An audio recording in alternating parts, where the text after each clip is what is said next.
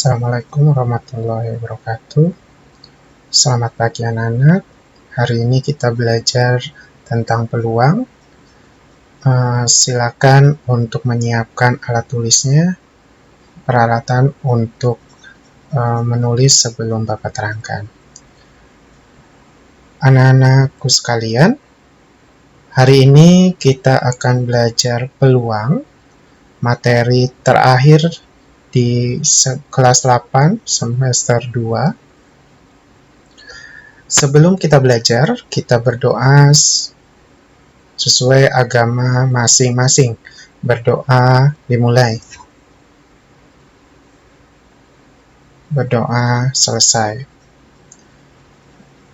Anak-anak, kita akan belajar tentang peluang.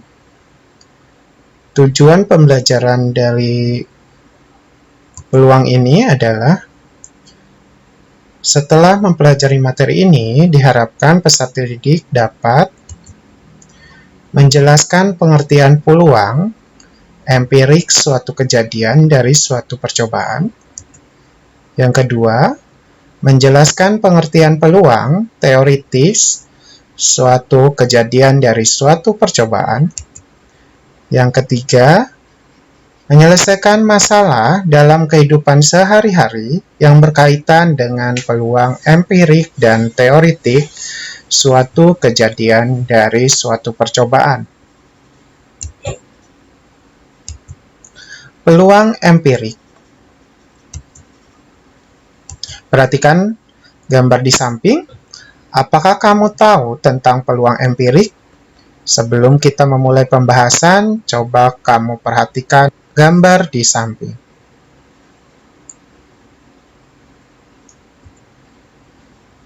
Berapa peluang tim sepak bola Indonesia akan menang melawan Singapura? Bagaimana cara mencari peluang kemenangannya? Nah, cara mencari peluang kemenangan tim Indonesia melawan Singapura itu disebut dengan peluang empirik. Peluang empirik adalah perbandingan antara frekuensi kejadian terhadap percobaan yang dilakukan. Sedangkan rumus peluang empirik adalah NP sama dengan NA per NS, di mana NP nilai peluang, NA adalah frekuensi kejadian yang diharapkan, NS adalah frekuensi seluruh percobaan. Contoh, pada pertandingan sepak bola yang dilaksanakan sebanyak 20 kali, ternyata tim Indonesia menang 12 kali, seri 6 kali, dan kalah 2 kali. Berapa peluang tim Indonesia akan menang? Pertandingan sepak bola dilaksanakan sebanyak 20 kali, berarti NS-nya adalah 20. Sedangkan tim Indonesia menang sebanyak 12 kali, berarti NA-nya adalah 12 kali.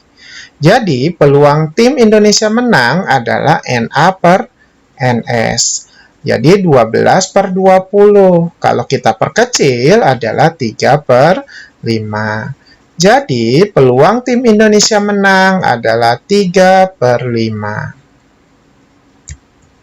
Contoh 2. Lihat, perhatikan gambar uang logam di samping. Dini dan Salva sedang melakukan suatu percobaan dengan menggunakan 2 buah uang logam, seperti tampak pada gambar.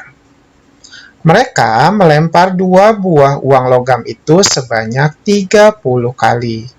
Kemudian, mereka mencatat hasilnya dalam tabel berikut. Uang ke-1 angka, uang kedua adalah angka. Jadi, keterangannya angka-angka. Ini muncul sebanyak 10 kali. Kemudian uang kedua angka, kemudian uang logam kedua gambar. Jadi, angka gambar itu muncul 6 kali. Uang ke-1 gambar, uang kedua adalah angka, jadi gambar angka atau GA sama ini muncul 8 kali. Uang pertama adalah gambar, uang kedua adalah gambar, keterangannya gambar-gambar, ini muncul adalah 6 kali. Jumlahnya adalah 30 kali.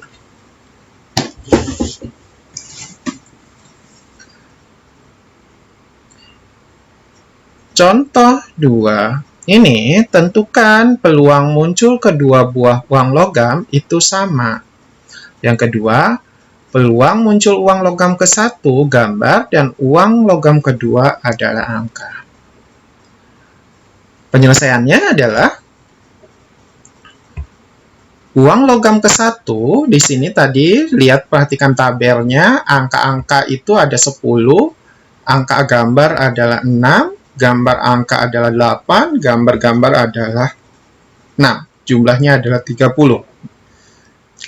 Nah, pertanyaannya, banyak seluruh percobaannya itu 30 berarti ya. Nah, pertanyaannya, cari nilai peluangnya menggunakan rumus NA per NS. Tadi pertanyaannya adalah peluang muncul kedua buah uang logam itu sama. Berarti yaitu angka-angka, yang kedua gambar-gambar karena sama ya. Angka-angka itu 10, gambar-gambar adalah 6. Jadi jumlahnya 16, berarti NA-nya adalah 16. Jumlah seluruhnya adalah 30, berarti 16 per 30. Kalau kita perkecil, 8 per 15. Jadi peluang muncul kedua buah uang logam itu sama adalah 8 per 15. Yang pernyataan B, soal B, munculnya uang logam ke-1 gambar dan uang logam kedua adalah angka. Ke-1 gambar, kedua angka. Berarti ini ada sebanyak 8. Berarti 8 per 30. Di kita perkecil adalah 4 per 15. Gitu. Ruang sampel dan titik sampel.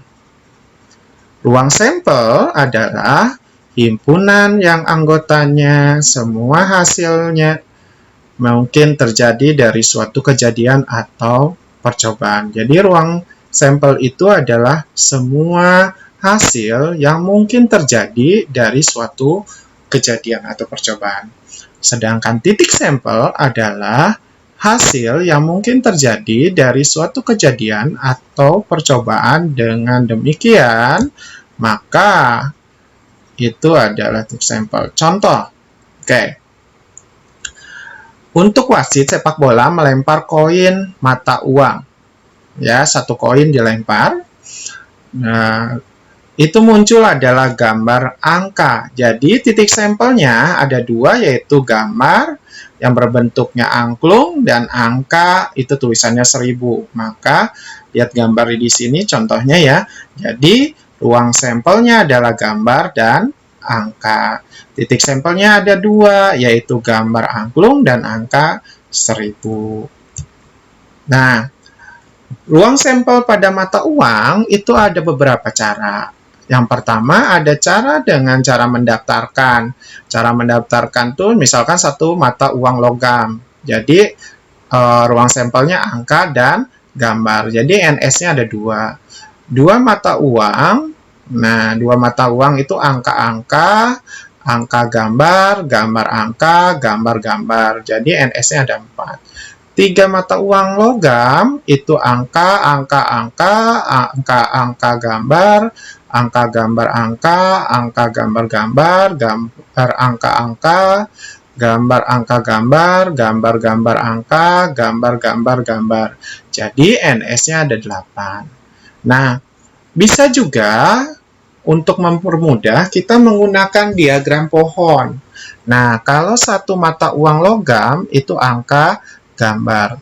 Kalau 2 mata uang logam, angka gambar. Nah, angkanya ini bercabang lagi angka-angka, gambar-gambar. Kemudian gambar bisa bercabang, gambar angka, gambar gambar.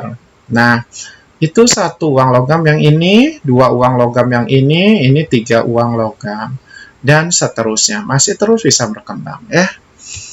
Nah, ruang sampel percobaan mata uang dengan cara tabel. Perhatikan, satu mata uang tidak diperlukan tabel karena hasilnya angka dan gambar. Tapi kalau sudah mencapai dua mata uang, itu diperlukan tabel. Contoh, koin pertama itu angka gambar. Koin 2 angka gambar. Jadi kalau kita tulis angka-angka, gambar angka, angka gambar, gambar-gambar ya. Nah, begitupun pada 3 mata uang. Yang pertama ini 2 koin AA, AG, GA, GG. Ini satu koin ya, yang koin ketiga angka gambar. Kita gabungkan jadi ada 8 titik sampel atau ruang sampelnya. Ya. Nah, untuk dadu, ruang sampel dari satu dadu itu 1, 2, 3, 4, 5, 6. Nah, untuk ruang sampel 2 dadu, itu tersaji pada gambar ini. Jumlah NS-nya itu ada 36 ya. Bisa 11, 21, 31, dan seterusnya sampai 66. Nah, itu adalah ruang sampel. Jadi, hafalkan ruang sampelnya untuk mempermudahkan kamu menghitung peluang. Nah, contoh, bagaimana bila kita mengadakan percobaan dengan melempar sebuah dadu dan sebuah koin? Tentukan ruang sampel dari hasil percobaan. Nah, kalau satu koin itu angka dan gambar. Kalau dadu itu 1, 2, 3, 4, 5, 6. Kita gambar sebuah tabel. 1, 2, 3, 4, 5, 6. Ini koinnya angka gambar. Kita tulis 1A, 2A, 3A, dan seterusnya. 1G, 2G, dan seterusnya. Maka, titik sampelnya ada berapa? Ada 12. Gitu ya. Nah, sampai sini ada yang perlu tanyakan? Kalau tidak, kita lanjutkan lanjutnya. Peluang teoritik. Peluang teoritik adalah perbandingan antara frekuensi kejadian yang diharapkan terhadap frekuensi kejadian yang mungkin atau ruang sampel. Sedangkan rumus teoritik adalah NP sama dengan NA per NS. Jadi, NP adalah nilai peluang, NA adalah frekuensi kejadian yang diharapkan, NS adalah frekuensi seluruh percobaan. Contoh. Pada sebuah kantong terdapat 30 kelereng dengan warna merah 16 buah, hijau 8 buah, dan sisanya berwarna biru. Kemudian diambil satu buah kelereng secara acak. Tentukan peluang jika terambil adalah kelereng biru. Nah, kita sudah tahu bahwa yang kita diketahuinya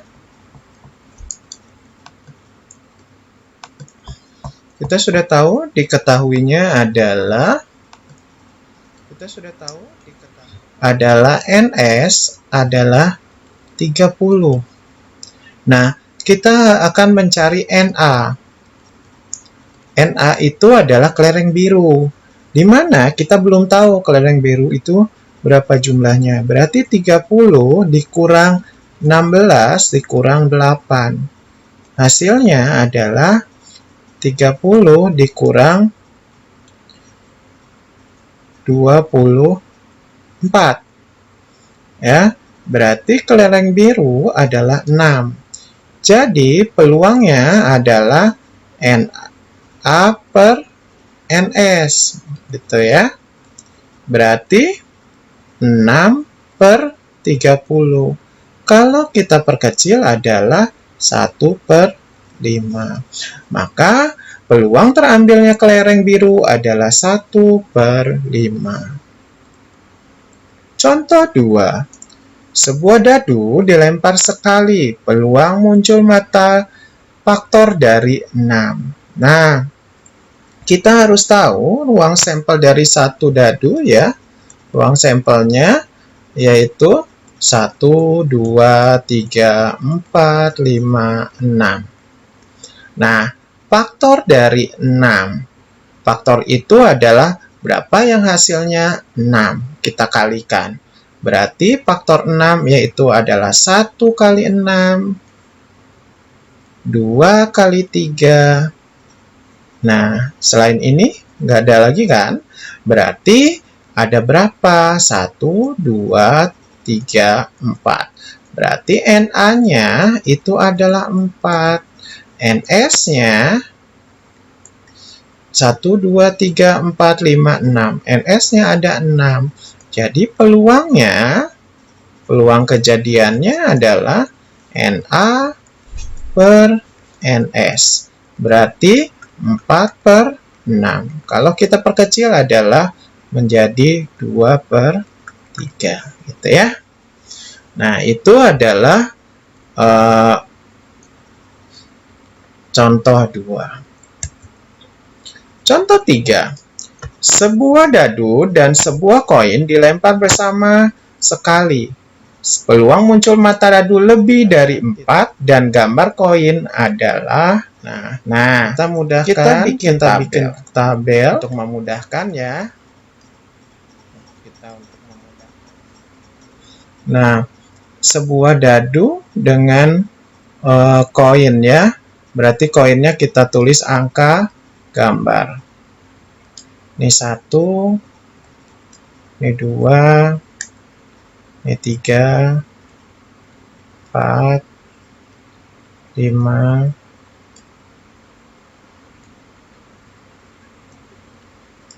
dan ini 6.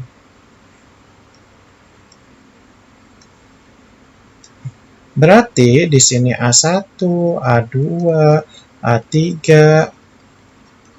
A4, A5, A6.